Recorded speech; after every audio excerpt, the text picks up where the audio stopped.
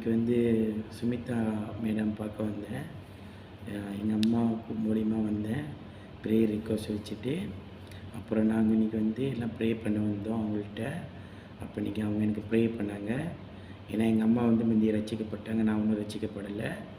அப்போ இன்றைக்கி எல்லாம் ப்ரே பண்ணி எனக்கு அவங்க ஜெபம் பண்ணக்குள்ளே எனக்கு ஒரு வெளிச்சம் மாரி வந்துச்சு. அவங்க எனக்கு இருட்டாக இருந்துச்சு. அப்புறம் அவங்க எனக்கு ப்ரே பண்ணக்குள்ளே எனக்கு ஒரு வெளிச்சம் திறந்த மாரி இருந்துச்சு.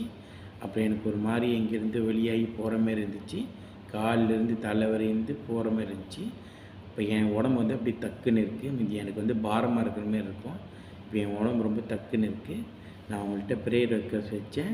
நான் தண்ணி, சிகரெட் குடிப்பேன். அதெல்லாம் எனக்கு வந்து இப்போ வந்து விட்டுறன்னு தோணுது. இதுக்கு மேலே தொடக்கூடாது தோணுது. இப்போ எனக்கு வந்து எப்படின்னா அப்படியே இதாக இருக்குது. உடம்பு அப்படியே ரிங்கானா டக்குன்னு இருக்குது. ஓகே, என் உடம்புலேருந்து ஒரு சர்பம் வழியாக வந்துச்சு, மேலேருந்து கீழே வரைக்கும். இதுக்கு மேலே வந்து எனக்கு வந்து இந்த தண்ணி, சிகரெட்டு பழக்கம்லாம் வேணாம். அது நீங்கள் யாருமே எடுத்துக்காதீங்க. தண்ணி, சிகரெட்டு அந்த பழக்கம் ரொம்ப கஷ்டம்.